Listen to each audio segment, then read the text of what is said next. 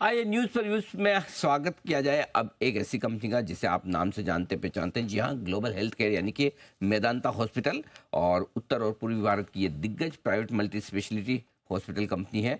और मेदांता ब्रांड से कंपनी के पास 5 अस्पतालों का नेटवर्क है और एक अस्पताल अंडर कंस्ट्रक्शन है। दो खास मेहमान हमारे साथ आज कार्यक्रम में शामिल हो रहे हैं। एक है डॉक्टर नरेश त्रेहान साहब, जिन्हें आप सब जानते पहचानते हैं, कंपनी के चेयरमैन हैं, एमडी हैं, प्रमोटर हैं। और त्रेहान साहब 1991 में पद्मश्री और 2001 में पद्म भूषण से सम्मानित हो चुके हैं। और दूसरे खास मेहमान है पंकज सानी साहब, जो ग्रुप सीईओ है, चार्टर्ड अकाउंटेंट है, JL Kellogg school of management से आपने मास्टर्स की डिग्री हासिल की है एमबी में। आप दोनों का बहुत बहुत स्वागत है सर। कल बाजार बंद होने के बाद नंबर्स आए, एक बार जल्दी से दर्शकों के सामने मैं नंबर रखूँगा। एक फिर से मजबूत तिमाही पेश की है कंपनी ने नतीजों के लिहाज से। आय में 13% के आसपास की बढ़त है। इबिटा यानी कि कामकाजी मुनाफा 10% बढ़कर आया है। मार्जिन 25% के ऊपर स्टेबल है और मुनाफे में रही है 15% की बढ़त। गुड मॉर्निंग त्रेहान साहब, डॉक्टर त्रेहान साहब, बहुत बहुत स्वागत है सर आपका। बताएं इस रिजल्ट्स की क्या खास हाइलाइट्स रही सर, क्या इस तिमाही में क्या कुछ खास किया है मेदांता हॉस्पिटल ने सर?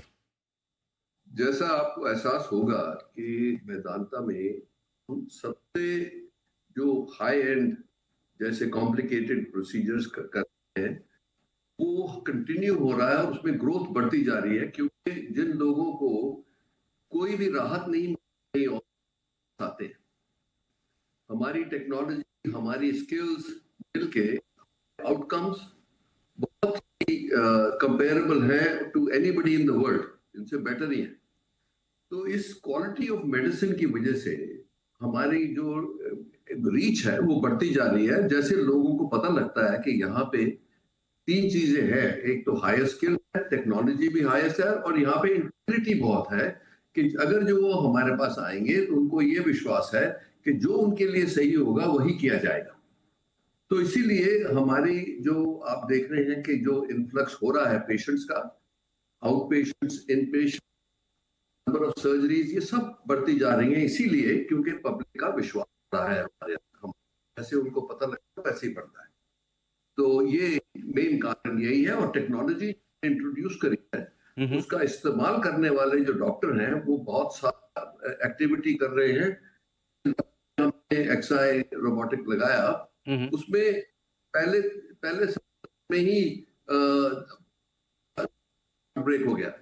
इसीलिए ये सब स्किल्स हैं और इसके यही रहेगा दांता सबसे उच्च, जहां पे ये जो प्रिंसिपल्स के highest skill, highest technology, highest integrity को हम मेंटेन करेंगे। बिल्कुल। सानी साहब, आपसे दो एक्सपेंशन प्लान पर राय लेना चाहता हूँ। एक, रांची में आप नया अस्पताल खोलने की तैयारी में हैं। बताएं सर वहाँ कितना इन्वेस्टमेंट कर रहे हैं, और नोएडा में जो आपका एक्सपेंशन प्लान चल रहा था वो अब कहाँ तक पहुँचा है? दोनों हॉस्पिटल कब तक आपके बनकर तैयार हो जाएंगे कमर्शियल ऑपरेशंस के लिए?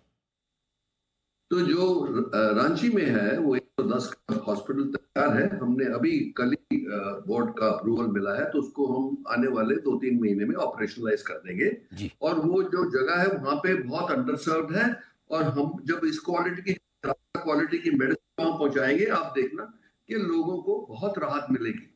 और इकोनॉमिकली तो खैर जो अच्छा होगा ही होगा, पर फिर भी मतलब हमारा प्रयास है कि पब्लिक की सेवा हो। दूसरा आपने पूछा नोएडा का, नोएडा तैयार है। नहीं, नोएडा का नेक्स्ट 3 to 6 मंथ्स में उसको पूरा कमीशन कर दिया जाएगा। नोएडा की फिनिशिंग चल रही है, तो हमें उम्मीद है कि फर्स्ट 6 मंथ में उसको पूरा ऑपरेशनलाइज कर देंगे। पंकज जी, दो तरह से, एक आपके पुराने हॉस्पिटल से, एस्टेब्लिश हॉस्पिटल से, और दूसरे डेवलपिंग हॉस्पिटल से।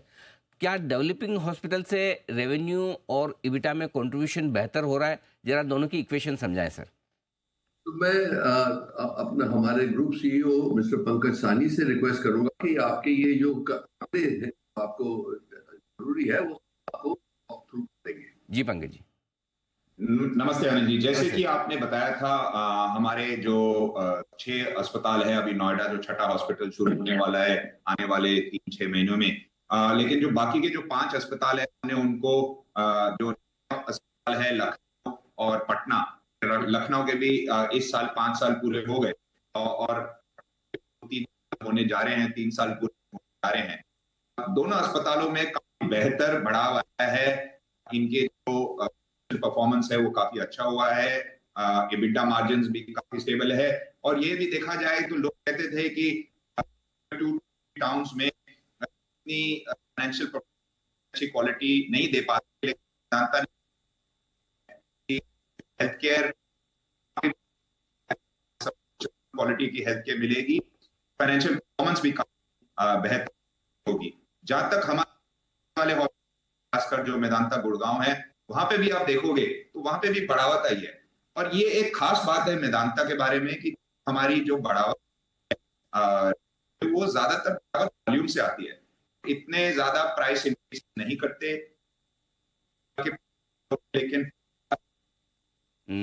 थोड़ा सा आज आई थिंक थोड़ा कनेक्टिविटी में इशू आ रहा है। हम सर की आवाज़ बिल्कुल साफ तौर पर नहीं सुन पा रहे, थोड़ा सा मुझे लगता है कनेक्टिविटी इशू है। लेकिन अगर त्रयान साहब अगर आप मुझे सुन पा रहे हैं तो एक सवाल आपसे लेना चाहता हूँ, क्योंकि इस बजट में सरकार ने मेडिकल टूरिज्म पर बड़ा फोकस किया है और वो चाहते हैं कि भारत में मेडिकल टूरिज्म बढ़े।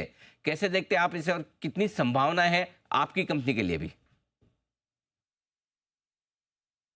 है कि सरकार ने को एहसास हुआ कि अंडरस्टैंड एरिया है हमारा, और हम मिलके जो कुछ रेगुलेशंस की जरूरत है जिसमें कोऑपरेशन चाहिए। एक तो जो एक्सटर्नल अफेयर्स मिनिस्ट्री है, होम मिनिस्ट्री है, उनको जो ये जो वेटिंग टाइम है उसको कम करना चाहिए। एक जो वीजा ऑन अराइवल ऑल्सो भी, अगर जो पेशेंट पहुंच जाता है यहाँ पे तो उसको तो यहाँ ऑन अराइवल भी पूरा एग्जामिन करके फैसिलिटीज करी जानी चाहिए कि वो जो वीजा मिल।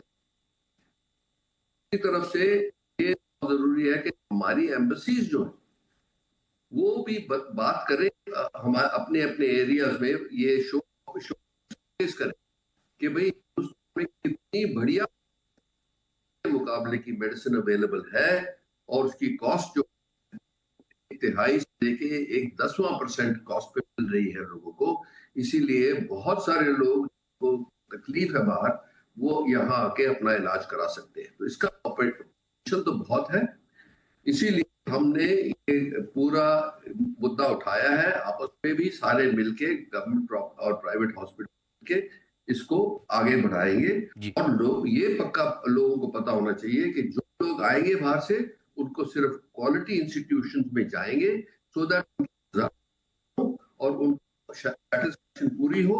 जितने लोग जाएंगे वापस वही हमारे एम्बेसडर हैं। तो ये इसके ऊपर बहुत अब हम ज्ञान दे रहे हैं कि इसको कैसे आगे चढ़ाया जाए। और ये जो टूरिज्म वाले हैं, होटल इंडस्ट्री वाले हैं, इन सब ने भी एक मिलके एक कमेटी बना रहे हैं जिसके साथ तो बढ़ावा दिया जाए। बिल्कुल सर, सॉरी मेरी हिंदी इतनी अच्छी नहीं है सर। वो तो मैं जानता हूँ कि जब भी आपसे इंटरव्यू करता हूँ आपका फोकस हमेशा ये रहता है कि आपका कस्टमर, आपका पेशेंट हमेशा खुश होकर जाना चाहिए, वही आपका सबसे बड़ा ब्रांड एम्बेसडर बनता है। आज थोड़ा सा सर कनेक्टिविटी इशू है तो मैं आपसे ज़्यादा विस्तार में बात नहीं कर पाया, लेकिन डॉक्टर त्रयान और पंकज साहनी साहब, आप दोनों का बहुत बहुत धन्यवाद। नतीजे पर आपने समय दिया और हमारे दर्शकों से बातचीत की। Thank you so much sir. जल्द आपसे फिर मुलाकात होगी। आज के लिए बहुत बहुत शुक्रिया। आइए बढ़ते आगे।